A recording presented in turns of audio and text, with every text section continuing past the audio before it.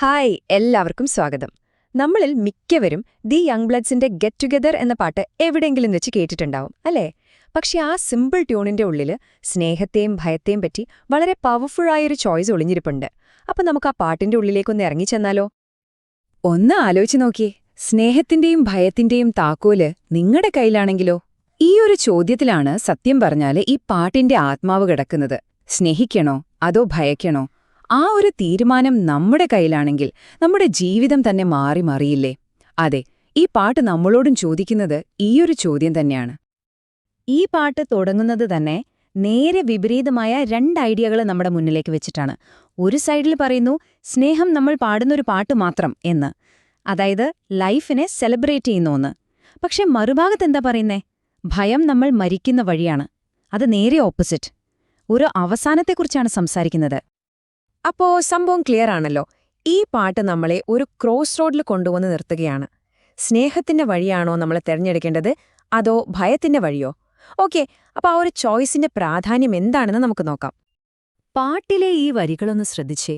സ്നേഹത്തിന്റെയും ഭയത്തിന്റെയും താക്കോൽ നിങ്ങളുടെ വിറയ്ക്കുന്ന കൈകളിലാണ് എന്നു പറയുമ്പോൾ എന്താ അതിനർത്ഥം?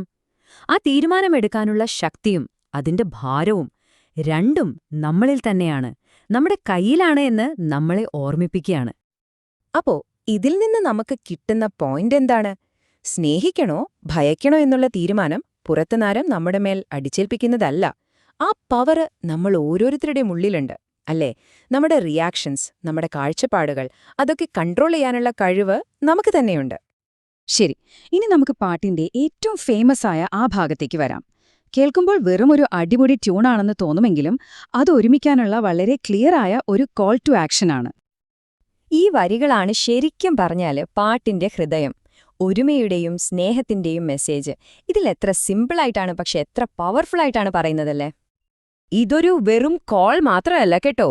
നമുക്ക് ചെയ്യാൻ പറ്റുന്ന 4 സിമ്പിൾ സ്റ്റെപ്പുകളാണ് ഈ പാട്ട് നമ്മുടെ മുന്നോട്ട് വെക്കുന്നത്. എന്തൊക്കെയാണത്? 1. മറ്റൊരാളെ നോക്കി പുഞ്ചിരിക്കുക. 2. എല്ലാവരും ഒരുമിച്ച് കൂടുക. 3. പരസ്പരം സ്നേഹിക്കാൻ ശ്രമിക്കുക. 4ാമത്തെ പോയിന്റ് വളരെ ഇമ്പോർട്ടന്റ് ആണ്. ഇതെല്ലാം എപ്പോ ചെയ്യണം? ഇപ്പോ തന്നെ. ആ വരികളുടെ അവസാനം വരുന്ന ആ 2 വാക്കുകൾ ശ്രദ്ധിച്ചോ? ഇപ്പോൾ തന്നെ. അതിന് വലിയൊരു പ്രാധാന്യമുണ്ട്. കാരണം ജീവിതം വളരെ ചെറുതാണ്. അതുകൊണ്ട് സ്നേഹം തിരഞ്ഞെടുക്കാൻ നമ്മൾ ഒട്ടും വൈകരുത് എന്നൊരു ഓർമ്മപ്പെടുത്തലാണ് അത്. നല്ല കാര്യങ്ങൾ ചെയ്യാൻ നാളെ ആവട്ടെ എന്ന് വിചാരിക്കരുത്, ഇപ്പോൾ തന്നെ ചെയ്യണം. ഇനി നമുക്ക് ഈ പാട്ടിലെ കവിത പോലെയുള്ള വരികളിലേക്ക് വരാം. ഇതിൽ ഉപയോഗിച്ചിരിക്കുന്ന ഇമേജറി ഭയങ്കര പവർഫുള്ളാണ്. അത് ഈ പാട്ടിന് എത്രത്തോളം ഡെപ്ത് കൊടുക്കുന്നുണ്ടെന്ന് നോക്കാം. എന്തൊരു ഭംഗിയുള്ള വരിയാണിതല്ലേ? പുൽമേട്ടിൽ മാഞ്ഞു പോകുന്നൊരു നിമിഷത്തെ സൂര്യരശ്മി മാത്രമാണ് നമ്മൾ. നമ്മുടെ ജീവിതം എത്ര പെട്ടെന്ന് തീർന്നു പോകുന്ന ഒന്നാണെന്ന് ഇതിലും മനോഹരമായിട്ട് എങ്ങനെയാ പറയാ? സിമ്പിളായി പറഞ്ഞാൽ പുൽക്കൊടി തുമ്പിലെ ആ സൂര്യരശ്മി പോലെ നമ്മുടെ ജീവിതവും കുറച്ചു നേരത്തേക്കുള്ളൂ. വളരെ ബ്യൂട്ടിഫുൾ ആണ്, പക്ഷേ ടെമ്പററിയാണ്. അതുകൊണ്ടാണ് ആ പാട്ട് നമ്മളോട് ഇപ്പോൾ തന്നെ സ്നേഹിക്കാൻ പറയുന്നത്. സമയം കളയാനില്ല.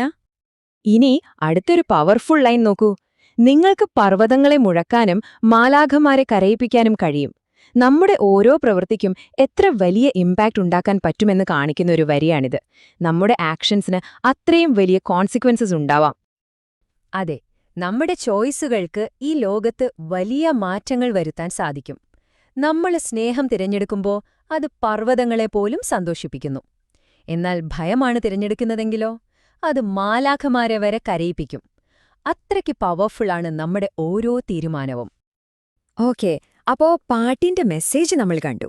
ഇനി ഈ പാട്ട് നമുക്ക് തന്ന ആ ബാൻഡിനെക്കുറിച്ചും അതിന്റെ ഹിസ്റ്റോറിക്കൽ ബാക്ക്ഗ്രൗണ്ടിനെക്കുറിച്ചും കുറച്ച് സംസാരിച്ചാലോ? 1960കളിൽ വന്ന ഒരു അമേരിക്കൻ റോക്ക് ബാൻഡായിരുന്നു ദ യങ് ബ്ലഡ്സ്. ഈ 4 പേരായിരുന്നു അതിലെ മെമ്പേഴ്സ്. ഇവരുടെ ഒരുമയാണ് ഈ കിടിലൻ പാട്ട് നമുക്ക് തന്നത്.